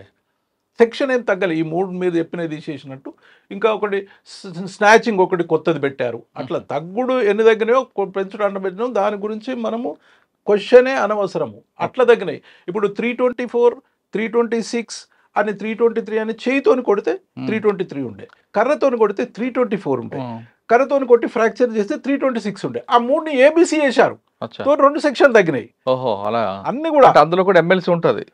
ఎమ్మెల్సీ ఉంటుంది, అంత ఉంది, సెక్షన్ చేంజ్ చేయలేదు. ఓకే. కొత్త శిక్షలో సోషల్ సర్వీస్ అంటే ఏంటండి? కొత్త సెక్షన్లో సోషల్ సర్వీస్ అన్నారు ఆ సెక్షన్లు అంతే. చిన్న నేరాలు 3 సంవత్సరాల లోపటో 7 సంవత్సరాల లోపట నేరాల్లో వీరిని మళ్ళీ జైలుకు పంపి మళ్ళీ నిందితం చేసుడు ఎందుకు, అక్కడ అది ఉంటుంది కదా. చిన్న సెక్షన్లు వేరే దేశాల్లో కూడా సోషల్ సర్వీస్ చేయొచ్చు అనే శిక్షను వెయ్యొచ్చు అని ఉంటుంది అలా. ఓకే. సోషల్ సర్వీస్ ఏంది అన్నది రూల్స్లో గవర్నమెంట్ మనకు అవి ఇన్స్ట్రక్షన్స్ రూల్స్లో వస్తాయి. ఏమంటే సోషల్ సర్వీస్ అంటే అతను చదువుకున్నవాడు అనుకోండి, ఒక 1 ఇయర్ ఆర్ఫన్ స్కూల్లో పోయి చెప్పాలి. లేదు అసలు ఏం చదువుకోవాలి, ఆ స్ట్రీట్స్ ఊడవాలి, ఏదైనా కావచ్చు, సోషల్ పనిష్మెంట్ కింద. ఆ social service is new punishment. అంతకుముందు అది ఉండే, ఏది ఫైన్ ఉండే, ఇంప్రిజన్మెంట్ ఉండే, అట్లా కాకుండా డెత్ ఉండే. ఇది కొత్త సర్వీస్ పెట్టారు. ఏవి సోషల్ సర్వీసులు అని ఆ స్టేట్ వాళ్ళు చేసుకోవాలి, ఏదైనా కావచ్చు సోషల్. ఓకే. ఇప్పుడు కొత్త చట్టాల్లో హ్యాండ్స్ కప్స్కి ఏం చెప్పిందండి? బేడీలు వేయొచ్చా వేయకూడదా? It's a funny thing that handcuff అనేది 1860 నుంచి ఉన్నాయి, ఎప్పటి నుంచో ఉన్నాయి. ఐపీసీలో సిఆర్పిసిలో ఉంటుంది, ఇది ఐపీసీలో ఉండదు, అంటే బిఎన్ఎస్ఎస్లో ఉంటుంది. అసలు దాని గురించి ప్రస్తావనే లేదు, పాత దాంట్లో ప్రస్తావనే లేదు. ఎప్పుడు పోలీస్ మీద అలిగేషన్ దీంట్లో వేయలేదు. దాని గురించి చట్టంలో బేడీలు కోర్టులో వేయకూడదు కదండి. కోర్టులో వేయకూడదు, that is different. Court high court instructions, court hall ఎంటరంగా తీసేయాలి, that is a different thing.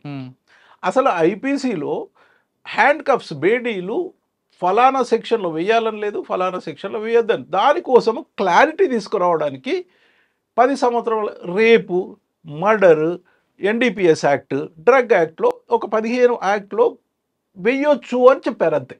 ఇప్పుడు దీంట్లో ఇది కొత్త దాంట్లో వేయొచ్చు అని చెప్పారు, దాంట్లో అసలు బేడీల విషయం లేదు. 7 సంవత్సరాలు లోబడి శిక్షలకి లేదు, అంటే 7 సంవత్సరాలని లేదనలా. హీనియస్ క్రైమ్ హీనియస్ క్రైమ్స్ అని క్రైమ్స్ కూడా అది చేశారు. మర్డర్, రేపు, ఎన్డీపీఎస్, ఆర్గనైజ్డ్ క్రైమ్, ఒక 15 క్రైమ్స్ చేశారు. ఇందులో ఏమన్నారు, బేడీలు వేయమన్నారు. Okay.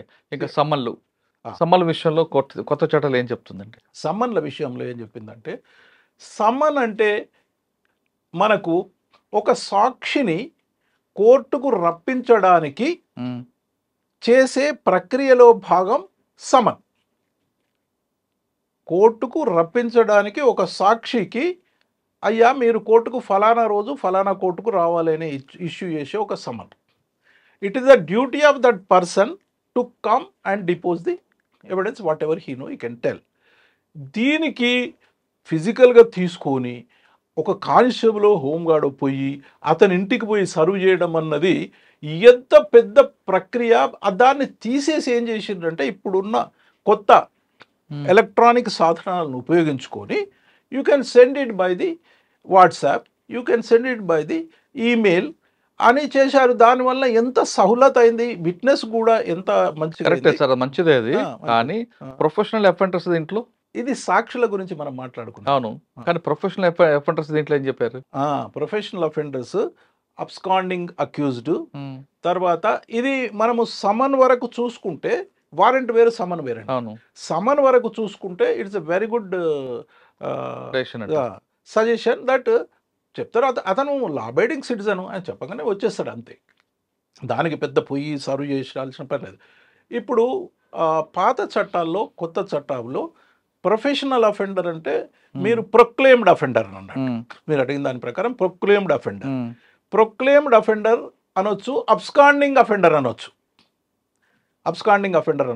Professional offender, absconding offender అంటే ఏంటంటే, నేరం చేస్తాడు, నేరం చేసిన నుంచి అబ్స్కాండ్ అవుతాడు. పాత చట్టాలకు కొత్త చట్టాలకు ఎంత డిఫరెన్స్, ఎంతున్నదో మీరే చెప్పాలి. నేను I will explain what is there in it. మనము స్పెక్టేటర్గా ఉండిపోవాల్సిన పరిస్థితి ఉండేది పాత చట్టాల ప్రకారం. అతను ఒక 5గురితో మర్డర్ చేయిస్తాడు, వాళ్ళకి డబ్బులు ఇస్తాడు, ఇచ్చి అతను తప్పించుకు తిరుగుతుంటాడు, డబ్బులు బాగున్నాయి కాబట్టి. ఈ 5గురి మీద కేసు నడవాలి, నేను పక్కకు ఉండాలి, అతని మీద అక్విట్ చేయించి మళ్ళీ తర్వాత వచ్చి ఆయన అక్విట్ అవుతాడు. ఎంత అన్యాయం అండి. మనం చూస్తూ ఇంత ఇంత చట్టము, ఇన్ని కోర్టులు చూస్తూ ఊరుకునే పరిస్థితి ఉండేది. ఇప్పుడు ఏముందంటే ఆ కొత్త ప్రొక్లెయిమ్డ్ ఈ వీళ్ళ మీద మనము ఈ ప్రొక్లెయిమ్డ్ అఫెండర్ మీద మనము ఆల్ టైప్స్ ఆఫ్ సర్వ్ చేయడానికి, అతను రప్పించడానికి మనము అన్నీ కూడా ప్రయత్నాలు చేశాము అని కోర్టుకు నమ్మించగలిగితే ఆ ప్రొక్లెయిమ్డ్ అఫెండర్ యొక్క ఆస్తులను కూడా జప్తు చేయొచ్చు. ఇప్పుడు కొత్త దాంట్లో అతను ఆటోమేటిక్గా రావడానికి, చట్టానికి సహకరించడానికి ఇది బాగా ఉపయోగపడుతుంది, ఇది మంచిది అని. ఇంకొకటి ఏమంటే ఆ చట్టము అంతకుముందు అతను దొరకనప్పుడు, ప్రొక్లెయిమ్డ్ అఫెండరు దొరకనప్పుడు ఏముంటాయంటే ప్రొసీజరు, వీళ్ళ మీద కేసు నడిపి అవైలబుల్ ఉన్న మీద అతను దొరికినప్పుడు అతని మీద నడపాలని ఉంటే ఇంకా ఏం, మనము దొరకనోడే మంచోడు, వీళ్ళు దొరికి తప్పు చేశారు కదా. దానికి ఏం చేశారంటే ఇప్పుడు ఆ ప్రొక్లెయిమ్డ్ అఫెండర్ మీద అన్ని విధాలైన చేసి వాడు కావాలని తప్పించుకునే తిరుగుతున్నాడు అనేది మనం పోలీసు వాళ్ళ ఫిల్ చేస్తే, అతను నమ్మితే the trial will be conducted along with these people in his absence. చేసింది ఎంత మంచి ఇది చూడండి. అదొకటే కాదండి, ముందు ఆ ప్రాపర్టీ సీజ్ అనేది సగం చచ్చిపోతాడు. అంటే ప్రెషర్ చేస్తున్నాం మనం, అతను ప్రెషర్ చేస్తున్నాం, రా అప్పేరుగా నీకు ఒకవేళ ఏం లేకుంటే. అయితే అతని మీద చేస్తే అతను ఇంకా ఫర్దర్ ఏం లాభం చెప్తున్నా, వీళ్ళకి 10 సంవత్సరాల శిక్ష అయితే వాళ్ళకి 10 సంవత్సరాల శిక్ష అవుతుంది. అయితే అతని మీద కన్విక్టెడ్ కాబట్టి, రెడ్ కార్నర్ నోటీస్ తీసుకోవడానికి కన్విక్టెడ్ కాబట్టి, అతనికి కన్విక్షనే కాకుండా అతను ఆపలేం కదా. వేరియస్ కన్విక్టెడ్ అంటే పర్సన్స్కి వేరే సెట్ ఆఫ్ రూల్స్ ఉన్నాయి కదా.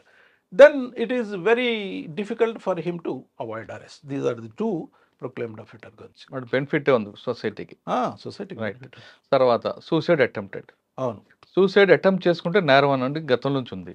అసలు ఆయన ఆత్మహత్య చేసుకోవడం అనేది అతన్ని మనసు చంపుకొని కష్టాలు పోతే చనిపోతే 174. అవును, ఓకే, అవును. బతుకుంటే మరొక కేసా? మీలాంటి మహానుభావులు చెప్పారని తీసేశారు. ఇంకా సుప్రీంకోర్టు చెప్పింది ఎప్పుడు, అవును, తీసేశారు ఇప్పుడు అంతే. అయితే ఇందులో ఇంకా తిరకాస్తుంది. ఎలా అంటే ఇది 100% తీసేశారండి, దీన్ని మార్చలేదు సెక్షన్. అయితే దాని విజ్ఞులు లా మేకర్స్ ఉపయోగించి ఒక సెక్షన్ కొత్తగా పెట్టారు.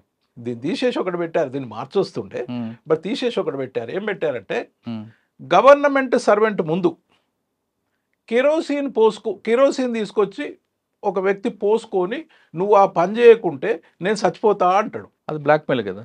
బ్లాక్మెయిల్ అయితే ఒక సెక్షన్ పెట్టింది, దానికి ఒక సెక్షన్ పెట్టింది సపరేట్. ఇట్లాంటి పరిస్థితులు కూడా శిక్షార్హుడు అని. సార్ ఇప్పుడు కొన్ని కేసుల్లో ఎలక్ట్రానిక్ ఎవిడెన్స్ ఇందులో యూస్ఫుల్ కాదు. ఎలక్ట్రానిక్ ఎవిడెన్స్ ఎంత యూస్ఫుల్ అంటే ఇట్ ఇస్ కళ్ళకు కట్టినట్టు చూపెడుతుంది కదండి. ఇప్పుడు నేను ఒక సెర్చెస్ చేస్తుంటా, సెర్చెస్ చేసేటప్పుడు ఇప్పుడు కంపల్సరీ వీడియో చేస్తూనే సెర్చెస్ చేయాలి. ఎలక్ట్రానిక్ ఎవిడెన్స్ వీడియో చేస్తూనే సెర్చ్ చేయాలంటే ఎంత ట్రాన్స్పరెంట్ అండి. పోలీసు మిస్ చేయడానికి ఉండదు, సెర్చ్ పర్సన్ కూడా మిస్ చేయడానికి ఉండదు. ట్రాన్స్పరెన్సీ తీసుకొచ్చారు ఎలక్ట్రానిక్ ఎవిడెన్స్. తర్వాత అది ఎలక్ట్రానిక్ ఎవిడెన్స్ అట్లా తీసుకొచ్చారు. ఓకే సార్, కొత్త చట్టాలు అవగాహన గురించి బాగా చెప్పారు. కానీ తెలుగు రాష్ట్రాల్లో ఒక సమస్య ఎప్పటి నుంచి ఉంది. అందులో ప్రధానం చూస్తే కంప్లైంట్ తెలుగులో రాస్తారు, మీరు విచారణ తెలుగులో చేస్తారు, అనుమానితం తీసుకొస్తారు, అక్కడ కూడా తెలుగులో జరుగుతుంది. కానీ మీ ఎఫ్ఐఆర్ ఇంగ్లీష్లో ఇస్తారు, తర్వాత విచారణ జరుపుతారు, ఛార్జ్షీట్ ఇంగ్లీష్లో వేస్తారు, జడ్జిమెంట్ ఇంగ్లీష్లో వస్తుంది. అంటే ఇక్కడ బాధితుడు కానీ నేరస్తుడు కానీ వాళ్ళు చేసిన తప్పు, మేము రాసింది, మాకు జరిగిన అన్యాయం అనేది పూర్తిగా తెలియదు. ఇక్కడ కంప్లైంట్ రాసింది కూడా బాధితుడు తెలుగులో రాస్తాడు, దాన్ని ఇంగ్లీష్లో ట్రాన్స్లేట్ చేస్తారు, అక్కడ రాసిన వ్యక్తి వేరే వ్యక్తి ఉంటారు, తర్వాత ఛార్జ్షీట్ ఇంగ్లీష్లో వస్తుంది, జడ్జిమెంట్ ఇంగ్లీష్లో వస్తుంది. కానీ వేరే రాష్ట్రాల్లో తీసుకుంటే సౌత్ ఇండియాలో వేరే రాష్ట్రంలో ఏ భాష ఉందో ప్రాంతీయ భాష ఆ ప్రాంతీయ భాషలో జరుగుతుంది. ఇక్కడ ఎందుకండి అది ఆ ప్రాబ్లం? అది ఏమంటే తెలుగులో ఇస్తే తెలుగులో చేయకూడదని ఏమీ లేదు. మరి ఎందుకు జరగట్లేదు? ఎందుకు జరగట్లేదంటే ఇప్పుడు చేసిన వాటికి మాత్రం తెలుగులు ఇస్తుండ్రు. కాలక్రమేణా మనము ఒక 15-20 ఏళ్ళ కింద ఇంగ్లీష్ నుంచి 90%, 80%, 70%కి వస్తుంది. కానీ మీరు అన్నట్టు పెద్దగా జరగట్లేదు అని అంటే మనము ప్రభుత్వం తెలుగులోనే రాయాలి, తెలుగులో రాయకుంటే పనిష్మెంటు, భాషా సంఘము ఇవన్నీ తెలుగులోనే ఉండాలనే అనేకమైన ఇన్స్ట్రక్షన్స్ ఇస్తుంది. తెలుగులో రాయండి లోయర్ లెవెల్ కోర్టులో, అదే మనకు సుప్రీంకోర్టులో ఇంగ్లీష్లోనే ఉంటుంది. అవును, ట్రాన్స్లేట్ చేసుకోవచ్చు. అదే ఇది హైకోర్టు లెవెల్లో కూడా. తమిళనాడు అక్కడ హిందీలో రాస్తారు కదా నార్త్ ఇండియా అంటే నేషనల్ లాంగ్వేజ్. నేషనల్ మీ తమిళనాడు, కర్ణాటక, ఒడిస్సా ఎక్కడైనా సరే లోకల్ లాంగ్వేజ్ ఉంటుంది. అవును, ఇప్పుడు నార్త్ ఇండియాలో కూడా ఏ రాష్ట్రానికి ఆ రాష్ట్ర లాంగ్వేజ్ ఉంది. జార్ఖండ్ తీసుకోండి మీరు, ఏ రాష్ట్రానికి ఆ రాష్ట్రం అక్కడ హిందీ పాడుతున్నారు. మరి ఇక్కడ ఎందుకు జరగట్లేదు? అక్కడ హిందీ వాడుతున్నారు అని చెప్తున్నా, అక్కడ కూడా లోకల్ లాంగ్వేజ్ రాయట్లేదు అని చెప్తున్నా. అక్కడ హిందీ అంటే కామన్ గా వచ్చు కాబట్టి. మీరు అన్నట్టు అసలు ఫిర్యాదే మనకు తెలుగులో ఇస్తున్నాడు కదా.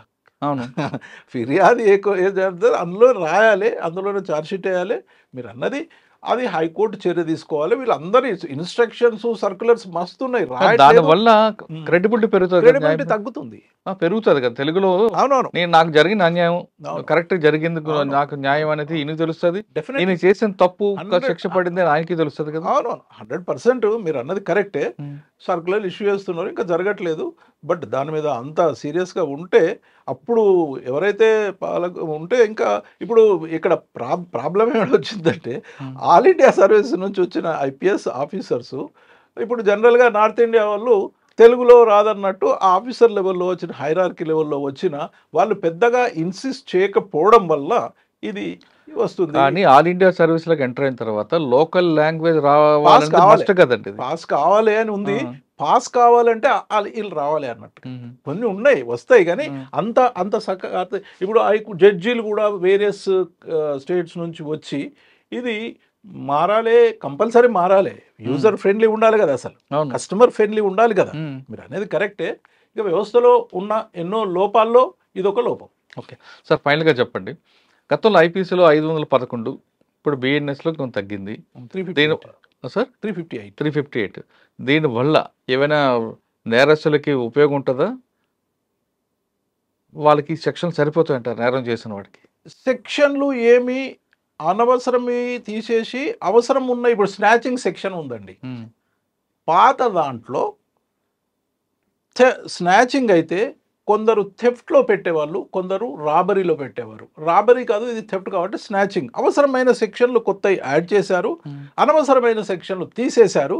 బట్ చట్టం మొత్తము ఏదైతే దాని స్పిరిట్ ఉందో, చట్టం స్పిరిట్ అలాగే ఉంది. సరే, స్నాచింగ్ నుంచి తీసుకుంటే స్నాచింగ్లో స్నాచింగ్ కాకుండా 354 కూడా యాడ్ చేసిన కొన్ని సంఘటనలు ఉన్నాయి.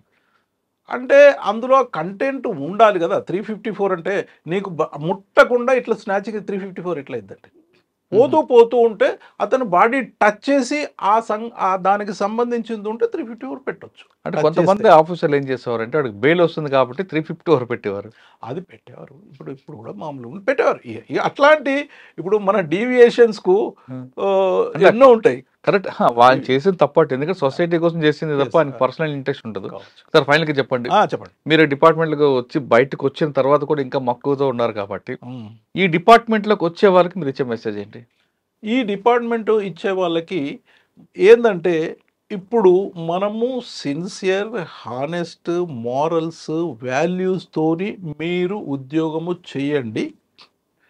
అది మీకు జీవితంలో ఉపయోగపడుతుంది. మీకు అన్ని విధాల మీరు జీవితాన్ని సాఫీగా చేస్తారు.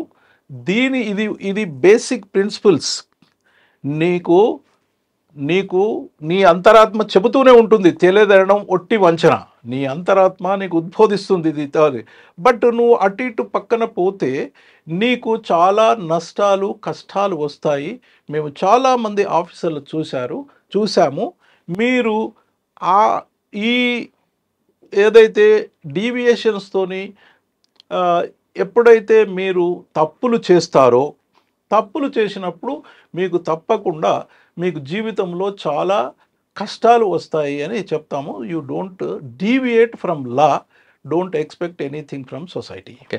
కానీ గతంలో డిపార్ట్మెంట్లోకి వచ్చిన వాళ్ళు కమిట్మెంట్తో వచ్చేవారు, ఒక ప్యాషన్గా వచ్చేవారు. మీరు మీలాంటి వాళ్ళు నక్సల్స్ మూవ్మెంట్ వచ్చినప్పుడు యూనిఫామ్ లేకుండా కుటుంబాలకు దూరంగా ఉండి పనిచేసే రోజులు. ఇప్పుడు నక్సల్స్ మూవ్మెంట్ క్రమేపీ తగ్గింది కాబట్టి ఇప్పుడు అందరూ పోలీస్ ఆఫీసర్ అంటే ఇంటీరియర్గా ఉన్న వాళ్ళు కూడా యూనిఫామ్ వేసుకొని పనిచేస్తున్నారు. పోలీస్ డిపార్ట్మెంట్కి ఇటీవల కాలంలో వస్తున్న వాళ్ళు వస్తూనే కరప్షన్ వైపు వెళ్ళడం, వేరే వేరే యావిగేషన్ వెళ్తున్నారు. మరి వాళ్ళకి ఏం చెప్తారు మీరు? రైట్. ఇప్పుడు ఒకటేమంటే అప్పట్లో ఒక ఎస్పీ ఉన్నారనుకోండి, ఎప్పుడో డిఐజీ ఐజేఏక ఏదో చిన్న చిన్న రిమార్క్స్, ఒక ఎస్ఐ వచ్చారనుకోండి డిఎస్పీకి వచ్చే వరకు ఆయన నీట్గా ఉండేవాడు. కానీ ఇప్పుడు ఐపీఎస్ రాగానే బ్యాటింగ్, ఎస్ఎస్ సీట్లో కూర్చోగానే ర్యాగింగ్ అవుతుంది. రైట్. దీనికి అందరూ నేను ఇంతకుముందు చెప్పిన విధంగా ఉండాలి అన్నది ఒకటి. నేను సోషో ఎకనామిక్ ఆస్పెక్ట్ చెప్తాను. ఇప్పుడు సోషో ఎకనామిక్ ఆస్పెక్ట్ ఏమంటే, సంఘములో మేము పుట్టిన క్రమంలో, మా ఏ జనరేషన్ పుట్టిన క్రమంలో, పుట్టిన క్రమంలో సత్యవంతుడు, ధర్మాత్ముడు అంటే విలువ ఉండేది. మా తండ్రులు అప్పుడు సత్యవంతుడు అందరూ చాలా విలువ ఇచ్చేది. అది కాలక్రమేణా మోడర్నైజేషను, గ్లోబలైజేషను వలన ఇది పెరిగి డబ్బులు ఉన్నోనికే విలువ రావడం స్టార్ట్ అయింది. అందుకని ఆ హానెస్టీ అన్నది తగ్గి డబ్బులు ఉన్నోనికే విలువ ఉంది కాబట్టి డబ్బులు ఉన్నోడే గొప్పోడు అనేది అని వచ్చింది. కాలక్రమేణా సొసైటీలో ధర్మం, న్యాయం తగ్గి సొసైటీలో మీకు ఈ డబ్బుల మీద మోజు, కరప్షన్ లెవెల్స్ పెరిగిపోయి ఒకరిని చూసి ఒకరు అంత అంతస్తు ఉండాలి, అంత ఆస్తి ఉండాలి అనే వస్తే అదే సొసైటీ నుంచి వీళ్ళు వచ్చారండి. ఆ ఆలోచనతోనే వచ్చారు, ఆ ఆలోచనతోనే వస్తున్నారు. కాబట్టి న్యాచురల్గా the police officers are reflection of the society. కరెక్టే. అటువంటి వాళ్ళు కూడా పైనుంచి దిగబడలేదు కాబట్టి సొసైటీ వచ్చినప్పుడు ఎన్పిఎల్ కానీ లేదంటే టీఎస్పిఏలో కానీ ఇటువంటి వాళ్ళందరికీ కరెక్ట్ ట్రైనింగ్ ఇవ్వచ్చు కదా. మేము కరెక్ట్ ట్రైనింగ్ ఎంత మారల్స్ మీద, వాల్యూస్ మీద, హానెస్టీ మీద చాలా ఉదాహరణలు చెప్తున్నాం. ఇంకా మార్పు రావట్లేదు అంటారా? అంటే ఉదాహరణలు చెప్తే స్ట్రిక్ట్లీ స్పీకింగ్ ఎంత చెప్పినా మనిషి ఆ వస్తున్న క్రమంలో వాళ్ళకి అది ఉంది, వీళ్ళకి ఇది ఉంది, వీళ్ళకి ఇది ఉంది అనే క్రమంలో అదే దానికి నేను అదే చెప్తాను వాళ్ళకు. ఏం చెప్తాను అంటే, మీరు వస్తున్న క్రమంలో ఇంకా మీరు ఒక ఆస్పెక్ట్ తీసుకురాలేదు. నేను ఇప్పుడు చెప్తాను, పొలిటికల్ ఇంటర్ఫియరెన్స్ ఉంది కదా, మీరు ఏదో చెప్తారు అని నేను ఇట్లా చెప్తున్నప్పుడు అన్నది సంఘటన చెప్తాను. మీరు ఏదో చెప్తారు సార్, హానెస్ట్ అది ఇది అని చెప్తారు సార్. మీరు పొలిటికల్ వాళ్ళు పోస్టింగ్ అవుతుంది కదా సార్, ఎట్లా అని వాళ్ళు అడుగుతారు. కరెక్ట్ క్వశ్చన్ అడిగారు మీరు. పొలిటికల్ పోస్టింగ్స్ అన్న దాని గురించి ఇక్కడ మీరు విచారించడము, మీరు ఉద్యోగం రాసి ఉద్యోగంలోకి వచ్చినప్పుడు జీతం మీద బతుకుతాననే వచ్చారు కదా, అంతే కదా, జీతం మీద బతుకుతానే వచ్చారు. అందరూ పైకి చూడడానికి జీతం మీద బతుకుతాం సార్, మేము హానెస్ట్ అనేది అంటారు. అన్నప్పుడు 1000 పోస్టులు ఉంటే, 1000 పోస్టులు ఒకసారి 100 తీసుకుందాం సార్ పర్సెంటేజ్. 100 పోస్టులు ఎస్ఐస్ పోస్ట్ ఉన్నాయనుకోండి, ఎస్ఐ డిఎస్పీ ఏదైనా అంతే, ఎస్ఐస్కు ఎక్కువ ట్రైనింగ్ చెప్తారు. 100 పోస్టులు ఉంటే 33 నుంచి 40 పోస్టులే పోలీస్ స్టేషన్ లెవెల్లో యూనిఫామ్ చేసుకునేటివి ఉంటాయి. 66 to 60 పోస్టు సిఐడి ఉంటాయి, ఇంటెలిజెన్స్ ఉంటాయి, ఏసీబీ ఉంటాయి, విజిలెన్స్ ఉంటాయి, మనకు అకాడమీ ఉంటాయి, ఎన్నో ఉంటాయి. మీరు ఇప్పుడే ట్రైనింగ్లు ఉండంగా మీరు కూడా ఇప్పుడు ఒక పోలీస్ స్టేషన్లో ఒక సిఐ ఉంటాడు, 10 మంది వేసా, ఆ 10 మంది వేసేల మీద పొలిటికల్ ప్రెషర్ ఏమి ఉండదు. ఆ పొలిటికల్ ప్రెషర్ ఉండేది ఏదో 10-20% ఉన్న పోస్టులకు. దాని గురించి మీరు ఇప్పుడు పోతున్నారు 10-20-80% 70% హానెస్ట్గా, ఇంపార్షియల్గా ఉండి 10 to 5 డ్యూటీ చేసుకొని మీ భార్య పిల్లలు చూసుకునే అది ఉండంగా మీరు 10-20 కరప్షన్ వరకు పోయేటోళ్ళు పోతారు, నష్టపోయేటోళ్ళు నష్టపోతారు, జైలుకు పోయే వాళ్ళు జైలుకు పోతారు. మీకు ఆలోచన ఎందుకు? మీరైతే జీతం కోసం వచ్చారు. జీతం అంటే 10 to 5 ఏసీబీకి పోండి, సిఐడికి పోండి, 10 to 5 జాబు మీ భార్య పిల్లలతో మంచిగా వేసుకొని, నేను నా పర్సనల్ ఎక్స్పీరియన్స్తో చెప్తున్నాను, వాళ్ళకి చెప్తాము. మీరు చిన్నప్పటి నుంచే కరప్షన్ అంటూ పెరుగుతుంటే మీ పిల్లలు కూడా కరప్ట్ యాటిట్యూడ్ పెరుగుతుంది. వాళ్ళు మీరు ఎన్ని కోట్లు సంపాదించినా వాళ్ళు ఒక్క రోజులో ఖర్చు పెడతారు. అదే నేను స్టార్టింగ్లో ఏసీబీకి 6 years పోయినాను. అట్లా పోతే అదే ఉంటే మీ పిల్లలు ఆ విధంగా ఉండి వాళ్ళు మంచి చదువులు చదివి మంచిగా చదివి మిమ్మల్ని సాధే స్థితికి వస్తారు.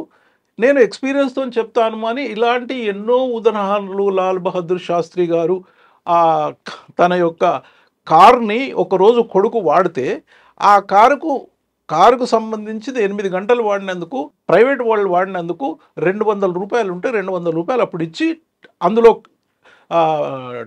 ట్రెజరీలో కట్టి అదనలో పెట్టిండ్రు. మదనమోహన మాలవ్య ఇట్లాంటి మహానుభావుల యొక్క హానెస్టీ వాటిని గురించి చెప్తా ఉంటాం. కానీ మార్పు ఉండదు అంటారు. మీకు మార్పు ఉండదు అని చెప్పడం లేదు. మీరు కొంత కాకుండా ఇప్పుడు అందులో ఒరిజినల్గా మీకు హానెస్ట్ లేరు అని కాదు. హానెస్ట్ ఇప్పుడు ఒక 30% ఒరిజినల్ ఉంటారు అనుకోండి, 40కి పెరుగుతుంది. అంతేగాని మొత్తం మార్పు ఎక్కడ సాధ్యం కాదు కదా. ఓకే. ఈ మధ్యన ఇంకా ఏం చెప్పాలంటే ఏం చెప్పాలంటే వాళ్ళకి చెప్తాను నేను 1/3 మొత్తం నేను హోంగార్డ్ నుంచి ఎస్పీల వరకు ఐపీఎస్ ఆఫీసర్ 1/3 చాలా ఇంట్రెస్ట్గా వింటారు. చేయాలి ఇదేదో చేసుకో అంటారు. 1/3 యావరేజ్గా వింటారు. 1/3 చల్తా హై అనేటోళ్ళు ఉంటారు. సమాజంలో చల్తా హై అనేటోళ్ళు ఉంటారు. అట్లా పోలీస్ డిపార్ట్మెంట్ రండి, వచ్చిన వాళ్ళు మాత్రం నీతిగా నిజాయితీగా నిబద్ధగా పనిచేయాలనుకునే వాళ్ళు మాత్రమే రండి అంటున్నారు మల్హరా గారు. కేవలం డబ్బుల కోసం అయితే ఈ డిపార్ట్మెంట్ వద్దు, ఇంకా చాలా డిపార్ట్మెంట్ అంటున్నారు. కానీ పోలీస్ డిపార్ట్మెంట్లో కూడా ఒక టైం పనిచేసి జీతం తీసుకొని కుటుంబంతో పనిచేయాలనుకుంటే ఫోకల్ పోస్ట్ కాదు, నాన్ ఫోకల్ పోస్టులు చాలా ఉంటాయి. అందులో డబ్బులు రావు కానీ ప్రశాంతంగా పనిచేసుకోవచ్చు, ప్రజలకు సేవ చేయొచ్చు. ఉదాహరణకు ఏసీబీ, సిఐడి ఇటువంటి డిపార్ట్మెంట్ చూసుకోండి. కానీ వస్తూనే ఫోకల్ పోస్టులో కూర్చోవాలి, డబ్బులు సంపాదించాలి అన్న భావంతో వచ్చిన వాళ్ళు ఇవాళ కాదు రేపైనా సరే ఖచ్చితంగా ఇబ్బందులు ఎదుర్కొంటారు. అంతేకాకుండా మిమ్మల్ని చూసి మీ పిల్లలు కూడా చెడు మార్గంలో పడే అవకాశం ఉంది. కాబట్టి ఖచ్చితంగా ప్రజలకు సేవ చేయాలంటే పోలీస్ డిపార్ట్మెంట్ రండి, నీతిగా నిజాయితీగా నిబద్ధగా పనిచేయండి అంటూ మల్హరా గారు చెప్తున్నారు. ఇది మల్హరా గారితో ఎక్స్క్లూజివ్ ఇంటర్వ్యూ. వచ్చే వారం మరో గెస్ట్తో మళ్ళీ కలుద్దాం. అంతవరకు నమస్తే. Thank you very much. Thank you Muralidhar గారు. Thank you very much.